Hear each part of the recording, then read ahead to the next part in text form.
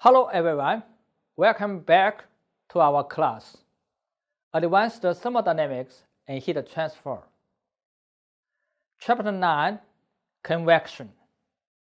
Section 7, Thermal Considerations in Microscale Internal Flow. As we know, in convection, generally very difficult to obtain the strict solutions. Most of the case, we calculate the heat flow rate by the empiric relationships. This section, we will discuss microscale internal flow, how to calculate the convection heat transfer.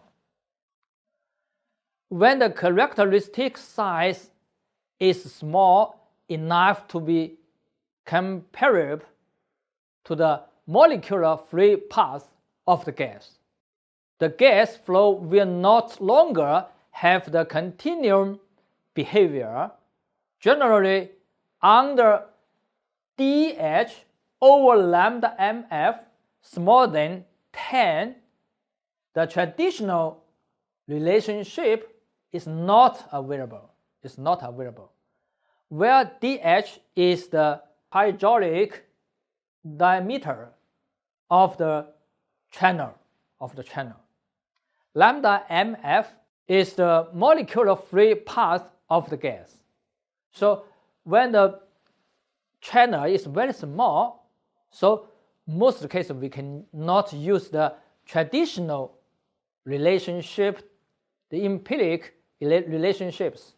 We cannot use the empiric relationships when the channel is very small.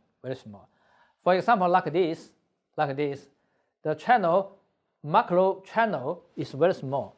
The flow, working fluid flow in the channel.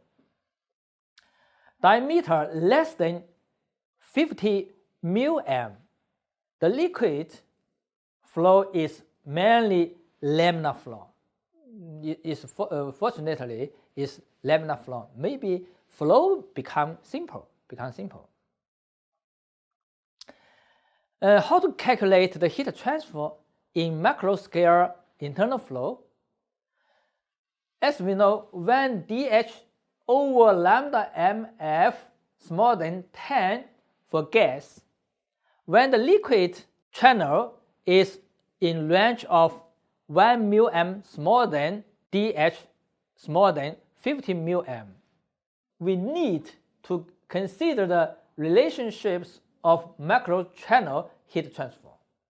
Firstly, we need to determine whether it is the flow entrance section or the fully developed section.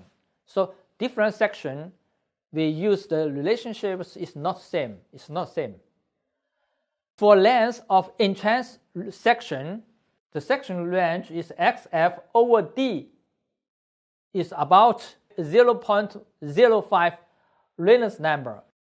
2. The pressure gradient and friction factor in fully developed section. To define a dimensionless friction factor, we give a definition F. We think it is a dimensionless friction factor is minus dp over dx times d divide rho um per second divide 2. So here is a dimensionless friction factor.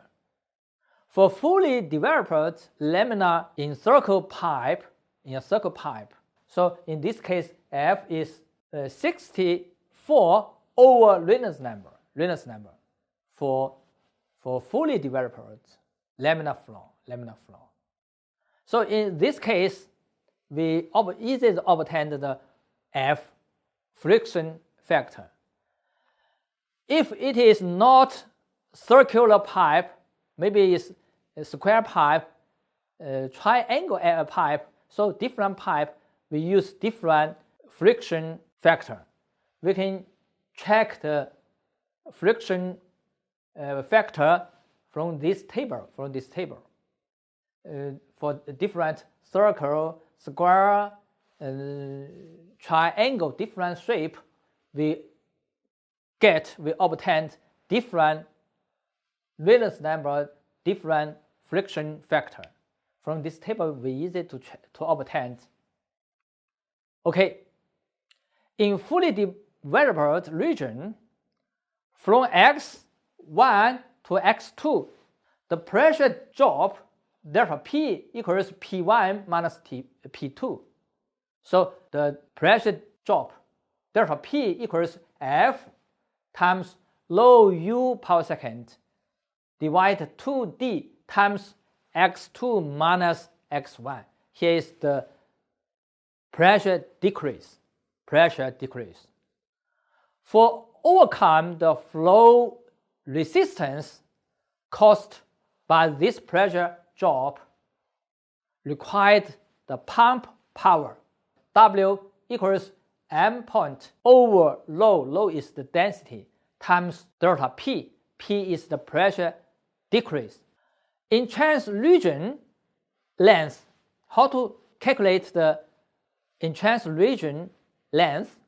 For laminar flow, we use this equation to calculate. When x T over D is about 0.05 Reynolds number times Planck number to calculate the entrance region length. Based on this, we can judge whether it is an entrance region or a fully developed region. So this equations is the Drage solution. For energy balance calculation, how to calculate the energy balance? By the energy balance equation, the energy transferred to one element in the channel by convection in the channel, so becomes the internal energy increase of the working fluid. So the convection heat transfer becomes the internal energy. So we obtained this equation. dQ convection means convection heat transfer. M.Cp dTm means the energy storage in the element. So it is balanced. The convection heat flow rate is given by Newton's cooling law. So on the other hand, dQ convection equals Q point S P dx. P is the parameter of the channel. Product of P and the dx is convection heat transfer area. So Qs point is the heat transfer density, and related to the x. It is also related to the temperature of the wall. Based on the two equations, we get another equations. dTm over dx equals Qs point P over M point Cp equals P over M point Cp times H times temperature difference Ts minus Tm. From this equation, we can do calculation for whole channel. Certainly, for different conditions, the heat transfer rate is different. For different condition, is different heat transfer rate.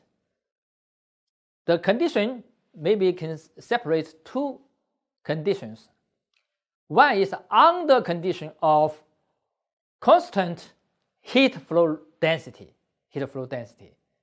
Under this condition, Q point is constant. Total heat flow rate, Q convection, is easy to calculate because Qs point is not related to x. So Q convection heat flow density is Qs point times PL is the total area for one channel. On the other hand, total heat flow rate is also related to the total temperature rise. So Q convection equals Qs point PL is still equals PM point Cp times the temperature difference T0 minus Ti. Here, Ti and To is the input and the output temperature respectively. Temperature Tm at X can be obtained by integration. So Tmx equals Ti plus Qs point P over M point Cp times X. If the conditions change, for example, under condition of constant surface temperature, just the surface temperature is constant. In this case, assuming surface temperature is Ts certainly is constant. Define a temperature difference delta T equals Ts minus Tm. The energy balance equation becomes dTm over dx equals minus d delta T over dx equals P over M point Cp times H times delta T. This equation can be solved separating variables. So we obtained the answer. Solution is Ts minus Tm x over Ts minus Ti equals exp minus px over m point Cp times H average. H average is convection coefficient from input to X. So Tx, here Ts is constant. Thank you.